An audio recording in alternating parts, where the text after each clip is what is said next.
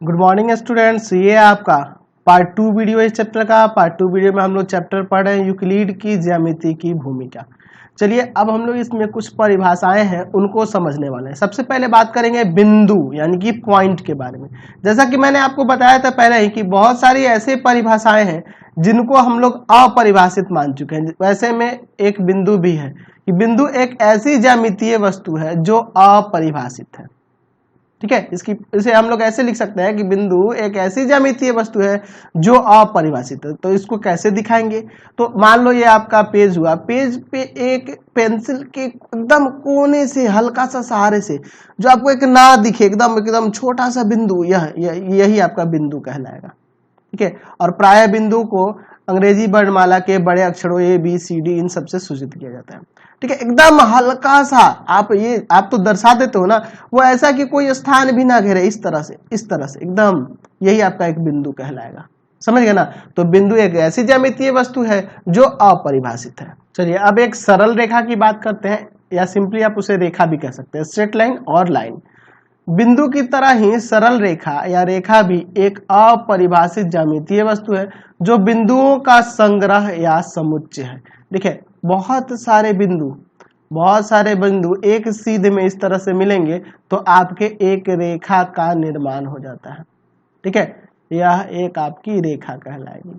ठीक है, यह आपकी रेखा कहलाएगी। यह बहुत सारे बिंदुओं से मिलकर बना होता है, यह बहुत सारे बिंदुओं का संग्रह होता है, इस पे बहुत सारे बिंदु होते हैं। और यह याद रखना कि रेखा को अनंत रूप से दोनों तरफ आप बढ़ा सकते हो। यानी कि मतलब यह हुआ कि एक रेखा पे ना बहुत सारे बिंदु होते हैं, अनंत बिंदु होते हैं। तो एक पॉइंट मैं यहाँ पे लिख सकता हूं कि एक रेखा पर अनंत बिंदु होते हैं।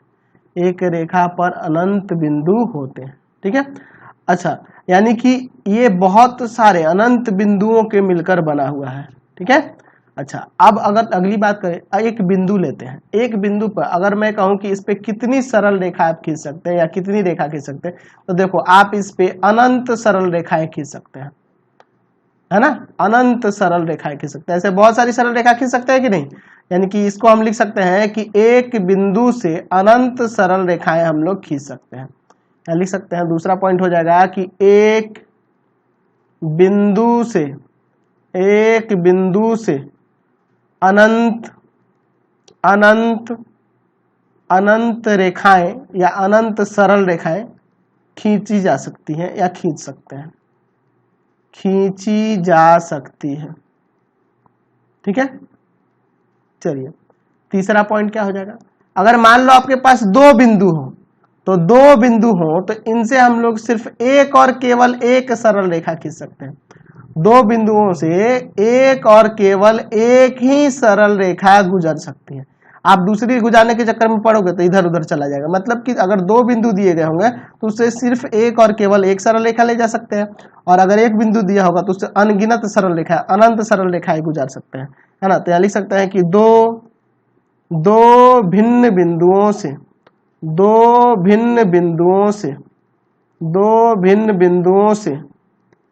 एक और केवल एक सरल रेखा या सिंपल लिख सकते हैं रेखा भी, सरल रेखा गुजरती है। ठीक है, इस तरह से हम लोग इसे दिखा सकते हैं। ठीक है, चलिए अब रेखाओं से संबंधित ही एक प्रमेय जो है, बहुत ही महत्वपूर्ण प्रमेय है, उसको देखते हैं। तो प्रमेय क्या है? यहाँ पे देखिए लिखे हुए हैं कि दो भिन्न रेखाओं में एक से अधिक बिंदु उभयनिष्ठ नहीं हो सकते हैं, इसी को साबित करना है। यानी कि two distinct line can not have more than one point in common. चलिए इसको मैं साबित करता हूँ। मैं यहाँ पे दो रेखाएं ले लेता हूँ। ठीक है, यहाँ पे दो रेखाएं हैं हमारे पास। एक रेखा है ए बी और दूसरी है सी डी। ये दो रेखाएं मान लेते हैं। ठीक है, ये आपकी दो रेखाएं हैं। एक दूसरे को आपको तो दिख रहा है कि एक जगह काट रही है, लेकिन इसमें हमें साबित करके दिखाना है। एक जगह काट रही है यानी कि उभयनिष्ठ बिंदु एक ही है, लेकिन आपको इसे साबित करके दिखाना है। तो यहाँ मान लेते हैं कि माना AB तथा CD दो भिन्न रेखाएं हैं, दो भिन्न रेखाएं हैं। अच्छा, दो भिन्न रेखाएं हैं यानी कि इन दोनों में इस तरह से है कि एक भी उभयनिष्ठ बिंदु नहीं है, भिन्न भिन्न रेखाएं हैं। AB और CD दो भिन्न भिन्न रेखाएं हैं। तो यहाँ पर हमें दिखाना है कि इसमें एक से अधिक उभयनिष्ठ बिंदु नहीं हो सकता, यानी एक दूसरे से ये गुजर रही हैं तो इसमें एक से अधिक उभयनिष्ठ बिंदु नहीं हो सकता, ये हमको दिखाना है।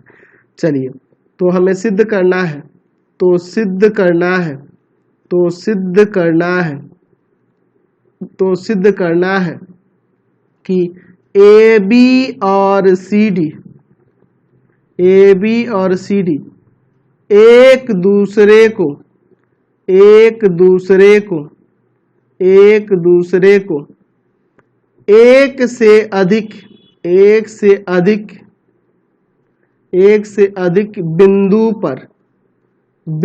पर काट नहीं सकती, काट नहीं सकती। तो एक ही बात हुआ, उनमें कह रहा है कि एक से अधिक उभयनिष्ठ बिंदु नहीं हो सकता, यानी कि एक से अधिक बिंदु पर यह काट नहीं सकती, एक से अधिक बिंदु पर यह एक दूसरे को काट नहीं सकती। एक ही बात हुआ, एक ही मतलब हुआ। चलिए इसका प्रमाण देखते हैं, ठीक है। अच्छा, हम लोग यहां मान लेते हैं, माना AB तथा CD, AB तथा CD एक दूसरे को दो बिंदुओं P तथा Q पर काटती हैं, मान लेते हैं काटती हैं, यदि यह संभव है, यदि यह संभव है। ये तो संभव है नहीं, लेकिन हम मान लेते हैं कि अगर यह संभव है तो ये एक दूसरे को दो बिंदु P और Q पर काट रही हैं, P और Q पर ये काट रही हैं, एक दूसरे को दो बिंदु P और Q पर काट रही हैं। आपको दिख रहा है फिगर में कि भैया एक ही बिंदु पर काट रही है, लेकिन हम यहाँ मान ले रहे हैं कि ये P और Q दो बिंदु पर एक दूसरे को काट रही है, इसीलिए मैंने लिख दिया कि यदि संभव है तब, या यदि यह संभव है तभी ये लिख रहे हैं। अच्छा, जब दो बिंदु पर काट रही है, इसका मतलब यह हुआ कि PQ से दो रेखाएं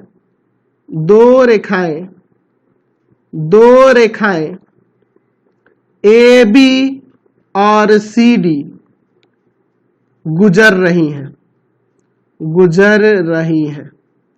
यानी कि अगर दो बिंदु P और Q पर AB और CD एक दूसरे को काटता है, यानी कि P और Q इन दोनों बिंदुओं से AB रेखा भी गुजर रही है और CD रेखा भी गुजर रही है, AB रेखा भी गुजर रही है और CD रेखा भी गुजर रही है, तभी ना वह दो बिंदु पर काट रहा है।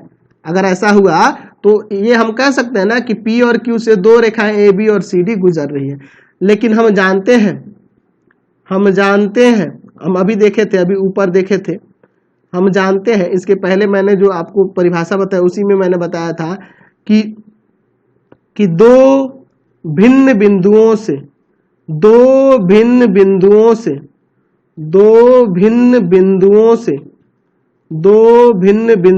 से एक और केवल एक रेखा गुजर सकती है, एक और केवल एक रेखा गुजर सकती है। और ये तो एक ही रेखा गुजर सकती है, लेकिन यहाँ तो दो गुजरने लगी, इसलिए हमारा यह कहना गलत हुआ ना। अतः हमारा जो मानना था, यानी कि हमारी मान्यता गलत हुई। कौन सी मान्यता गलत हुई? कि हम लोग मान लिए थे कि दो बिंदु P और Q पर काट रहा है AB और CD एक दूसरे को, तो ये हमारा मानना गलत हो गया, ठीक है। अतः यहाँ कह सकते हैं कि दो भिन्न रेखाओं में एक से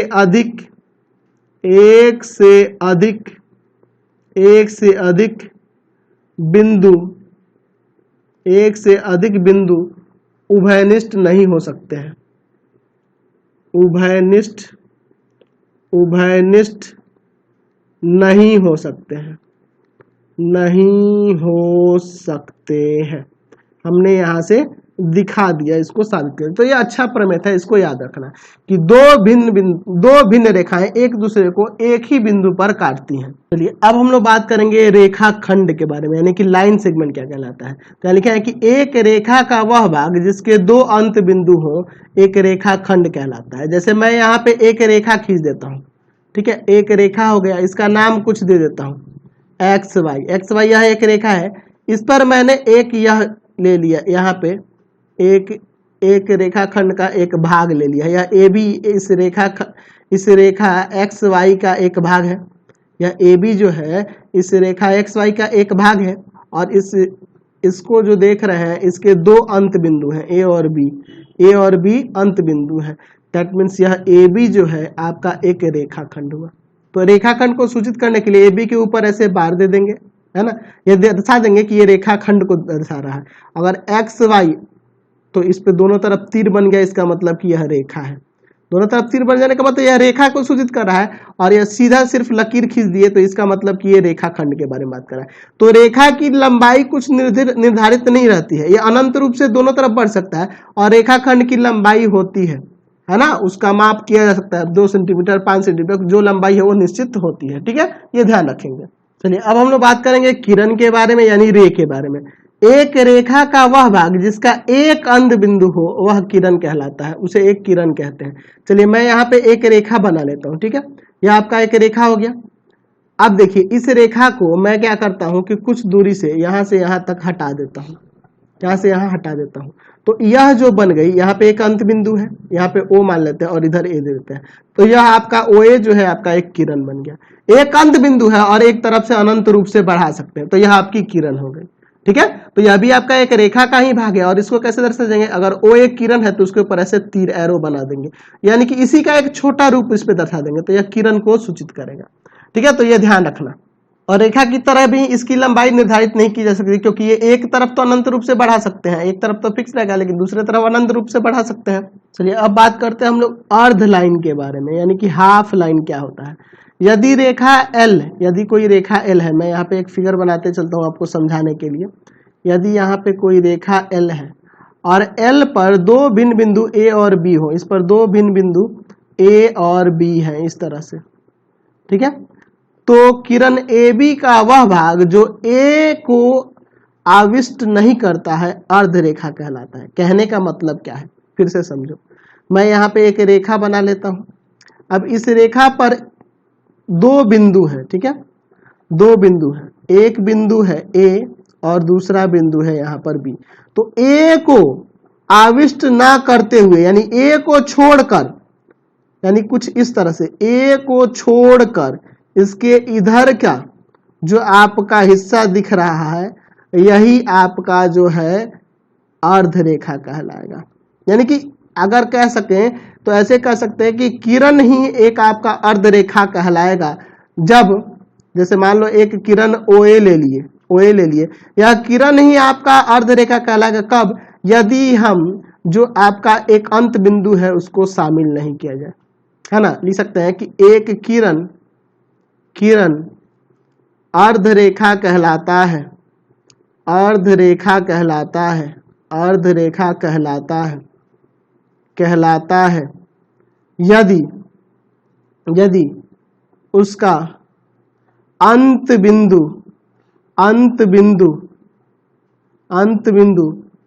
आविष्ट ना किया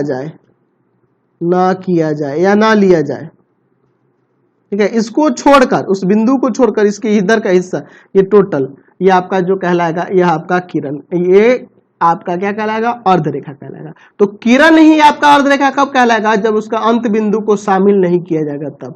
समझ गए ना। तो यहां से क्लियर हो गया अर्ध रेखा क्या होता है। चलिए अब हम लोग बात करेंगे संरेखी बिंदु, कोलिनियर पॉइंट्स। 3 या 3 से अधिक बिंदु संरेखी कहलाते हैं यदि वह एक ही रेखा पर स्थित हो। यानी कहने का मतलब कि यदि कोई रेखा है, आपका यह रेखा है और इस पे 3 बिंदु आपके स्थित है, कम से कम 3 बिंदु, 3 से अधिक भी हो सकते हैं, आप मान लो डी तक ले लो, तो ये चारों जो होंगे संरेखी इसलिए कहेंगे क्योंकि चारों जो है एक ही रेखा पर स्थित है। तो 3 और 3 से अधिक बिंदु जो होते हैं अगर वह एक ही रेखा पर होंगे तो उनको हम लोग संरेखी कहेंगे, ठीक है। संरेखी या संरेख भी कह सकते हैं, चलिए अब बात करते हैं हम लोग समांतर रेखाओं के बारे में, यानी कि पैरेलल लाइंस, अंग्रेजी में इसको पैरेलल लाइन कहते हैं। चलिए लिख देता हूं मैं यहाँ पे पैरेलल लाइंस क्या होते हैं? दो सरल रेखाएं समांतर कही जाती हैं यदि रेखाओं में कोई उभयनिष्ठ बिंदु ना हो और वे एक ही तल में स्थित हो। यानी एक ही तल का मतलब कि एक ही आपके प्लेन पे हो। आप जैसे एक ही पेज पे आप दो अलग अलग कॉपियों में दो अलग अलग रेखा खींच देंगे और कहेंगे समांतर है, क्योंकि उसमें एक भी बिंदु उभयनिष्ठ नहीं है, तो वो तो गलत हो जाएगा। एक ही तल पे होनी चाहिए और उनमें एक भी बिंदु उभयनिष्ठ नहीं होना चाहिए। अब सोचोगे कि सर मैं अगर ऐसे बना दूं तो इसमें भी तो एक भी बिंदु उभयनिष्ठ नहीं है, लेकिन आप जानते हो कि रेखाओं को अनंत रूप से दोनों तरफ बढ़ाया जा सकता है, तो इसको जब अनंत रूप से आगे बढ़ाओगे तो ये आगे चल के मिल जाएंगी ना, तो इसलिए गलत हो जाएगा। तो समांतर कब होती है? जब उसको अनंत रूप पे कहीं भी बढ़ाओगे वो कभी ना मिले। रेखाओं का यह गुण होता है ना जी कि वो अनंत रूप से बढ़ सकती हैं, तो इसको अनंत रूप से दोनों तरफ बढ़ाओगे तो कभी मिलेंगी? कभी नहीं मिलेंगी, और एक ही तल पर स्थित है और इनमें कोई भी उभयनिष्ठ बिंदु नहीं है। तो इस तरह की रेखाएं जो होंगी समांतर, अगर इसका नाम एल और इसका नाम एम लेते हैं तो लिख सकते हैं एल समांतर एल। एल जो है एम से के समांतर है, रेखा एल रेखा एम के समांतर है, ऐसे दर्शाएंगे। यानी कि यह समांतर का चिन्ह हो गया, दो को लकीर ऐसे खींच देने से यह समांतर का चिन्ह हो गया। चलिए अब बात करते हैं प्रतिच्छेदी रेखाओं के बारे में, यानी कि इंटरसेक्टिंग लाइन।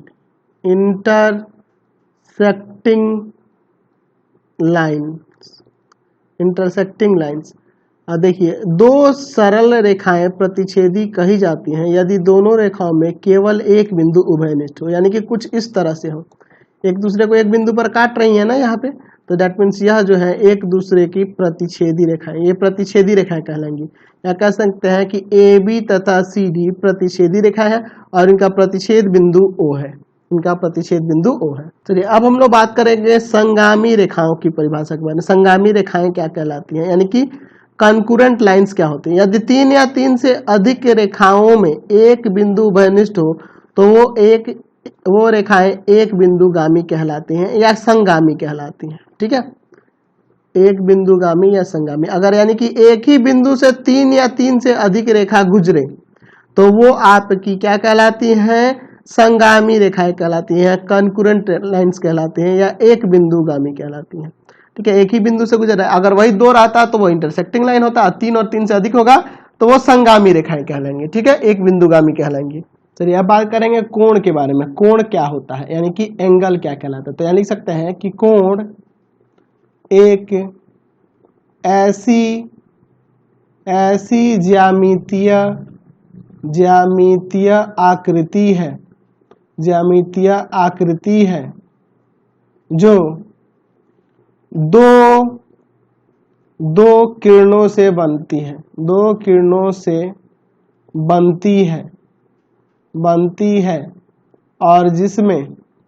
और जिसमें एक उभयनिष्ठ बिंदु होता है, एक उभयनिष्ठ बिंदु होता है। जैसे अगर बात करूं, मैं दो किरणों को इस तरह से मिला दूं, एक यह किरण हो जाएगा और एक दूसरा किरण ऐसे हो जाएगा। ठीक है, यह दो किरण हो गए, देख लो यहाँ पे O, यहाँ पे A और यहाँ पे O और यहाँ पे B। तो ये OA और OB दो किरण है और इसमें एक बिंदु O जो है उभयनिष्ठ है, बिंदु O उभयनिष्ठ है और इस कोण का शीर्ष कहते हैं। O को इस कोण का क्या कहेंगे? शीर्ष कहेंगे, वर्टेक्स कहेंगे। ठीक है, या O जो है आपके कोण का शीर्ष कहलाएगा और ये पूरी आकृति आपका कोण कहलाएगी, एंगल कहलाएगी। ठीक है, और इसको कैसे दिख सकते हैं? ऐसे, एंगल AOB या एंगल BOA या सिंपली एंगल OB से कह सकते हैं। ठीक है, इसको ऐसे दिख सकते हैं। अब देखिए कोण के अभ्यंतर यानी कि इन साइड में, जैसे मैं यहाँ पे कुछ पॉइंट लेता हूँ, यहाँ P Q R S, अगर मैं पूछूं कि कोण का अभ्यंतर, तो अभ्यंतर का मतलब कि अंदर की ओर, ये वाला भाग। तो यहाँ कह सकते हैं कि P और Q बिंदु अभ्यंतर है, P और Q बिंदु इस कोण के अभ्यंतर है और R बिंदु जो है बहिर्भाग में है, कोण के बहिर्भाग में कौन है? बिंदु R, और कोण पर कौन है? तो बिंदु S है।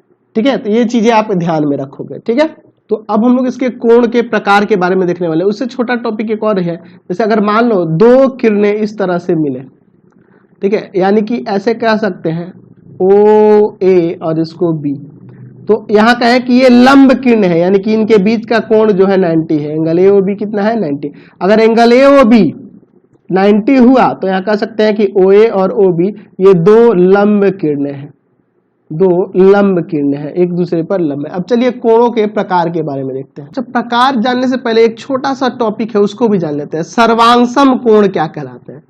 सर्वांगसम कोण क्या होते हैं उनको जान लेते हैं। या अंग्रेजी में कहते हैं कॉन्गुरेंट एंगल्स।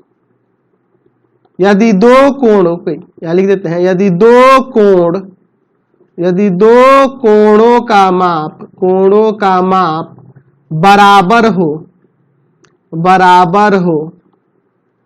तो वे सर्वांगसम कहलाते हैं,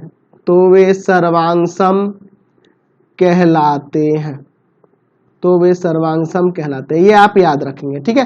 यानी कि दो कोण अगर एक दूसरे के बराबर है, यानी कहने का मतलब मैं यहाँ पे दो कोण बनाता हूं, ठीक है, अगर मैं दोनों की माप समान लेता हूं, इसका नाम दे देता हूं एंगल ए ओ बी या ए बी सी कर देता हूं, और यहाँ पे पी क्यू आर, तो अगर कहे कि दोनों 60 डिग्री का है, यानी कि एंगल ए बी सी बराबर है एंगल पी क्यू आर के, और दोनों 60 डिग्री का है, डेट मीन्स यहाँ कह सकते हैं कि एंगल ए बी सी सर्वांगसम है एंगल पी क्यू आर के। समझ गए? चलिए अब हम लोग कोणों के प्रकार को समझ लें। चलिए पहला कोण देखते हैं, समकोण यानी कि राइट एंगल। वह कोण जिसका माप 90 डिग्री हो समकोण कहलाता है। यानी कि अगर 90 डिग्री का मैं कोई यहाँ पे कोण बना देता हूं तो इसे हम लोग समकोण कहेंगे, ठीक है। जैसे ए ओ बी, यहाँ पे अगर मैं 90 डिग्री इसको दिखा दूं, ऐसे 90 के लिए सिंबल होता है, दैट मीन्स यह आपका समकोण हो जाएगा। समझ गए? चलिए अगला देखो, न्यून कोण यानी कि एक्यूट एंगल। वह कोण जिसका माप 90 डिग्री से कम हो न्यून कोण कहलाता हूँ।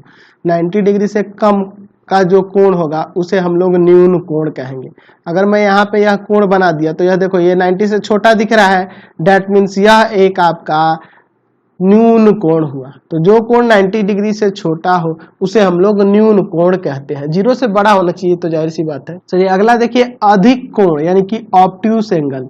वह कोण जिसका माप 90 डिग्री से अधिक और 180 डिग्री से कम होता है आपका क्या कहलाता है? अधिक कोण कहलाता है। चलिए देखते हैं, तो मैं यहाँ पे एक कोण बना दिया, इसका नाम देते हैं यहाँ पे कुछ भी पी क्यू आर।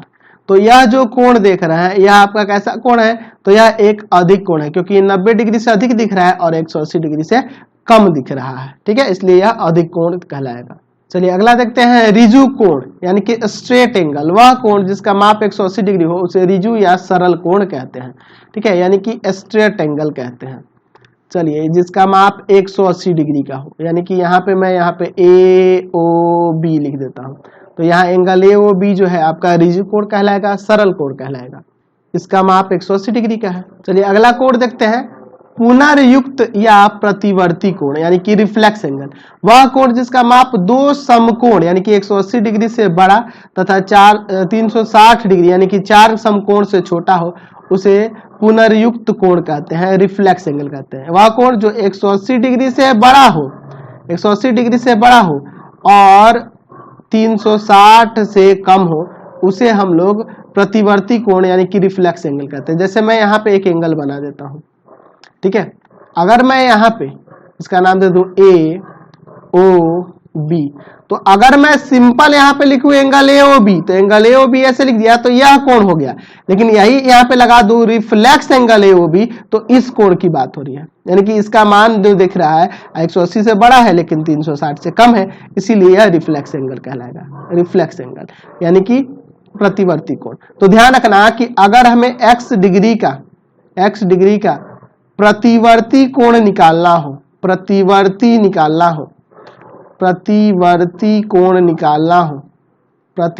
कोण निकालना हो तो उसके लिए 360 में से इस x डिग्री को घटा लेंगे तो आपका आ जाएगा, ठीक है। चलिए अब बात करते हैं हम लोग समपूरक कोण यानी कि सप्लीमेंट्री एंगल। तो सप्लीमेंट्री एंगल क्या होता है? यदि दो कोणों की मापों का योग 180 डिग्री हो तो उन्हें समपूरक कोण कहते हैं। मान लो अगर एक 120 डिग्री का कोण है और एक 60 डिग्री का, तो दोनों को जोड़ने पे 180 आ रहा है, दैट मीन्स यह एक दूसरे के समपूरक कहलाएंगे। तो अगर कोई x डिग्री दिया हो, अगर x डिग्री का समपूरक निकालना होगा, समपूरक कोण निकालना होगा, x डिग्री का समपूरक कोण, तो उसको 180 में से घटा देना।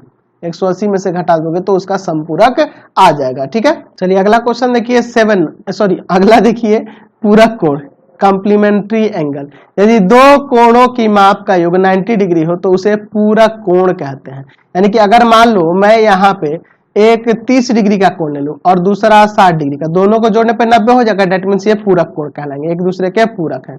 दो कोणों का माप का योग 90 डिग्री हो जाए तो उसे पूरक कोण कहते हैं। पूरक कोण को हम लोग और भी नाम से जान सकते हैं, इसे अनुपूरक भी कहा जाता है, अनुपूरक, या एक और नाम से जानते हैं इसको कोटि पूरक भी कहा जाता है, कोटि पूरक। तो पूरक कहिए, कोटि पूरक कहिए, अनुपूरक कहिए, तीनों का मतलब ही है यही, कॉम्प्लीमेंट्री एंगल, जिनका योग 90 डिग्री हो जाए। तो अगर मान लो x डिग्री का पूरक कोण निकालना होगा, x डिग्री का पूरक कोण निकालना होगा, तो उसके लिए आपको 90 में से x को घटा देना होगा, ताकि इसको जोड़ोगे तो आपका क्या आ जाएगा, 90 आ जाएगा ना जी। ठीक है, यानी कि देखो ना, अगर 30 डिग्री का पूरक निकालना है तो 90 में से 30 घटाएंगे, आपका 60 नहीं आ जाएगा, और 60 डिग्री का पूरक निकालना है तो 90 में से 60 घटाएंगे तो 30 नहीं आ जाएगा। समझ गए, कोई दिक्कत नहीं है। तो इस चैप्टर में हम लोग को इतना ही कंसेप्ट क्लियर करना था। अब इसी पे आधारित हमारे प्रश्नावली में क्वेश्चन दिए गए हैं, तो नेक्स्ट वीडियो में प्रश्नावली 6 के क्वेश्चन को देखेंगे, एक ही एक्सरसाइज है, उन सारे क्वेश्चन को क्लियर करेंगे। इस वीडियो को मैं यहीं पे एंड कर देता हूँ। प्लीज आप चैनल को सब्सक्राइब करेंगे, वीडियो को लाइक शेयर करेंगे, और इससे रिलेटेड वीडियो देखने के लिए सीधे डिस्क्रिप्शन में जाना, आपको पूरे बुक का लिंक डिस्क्रिप्शन में मिल जाएगा। कमेंट करके जरूर बताना कि हमारे चैनल के वीडियो आपको कैसे लगते हैं। ठीक है, प्लीज आप लोग कमेंट किया करो। Thanks for watching the video.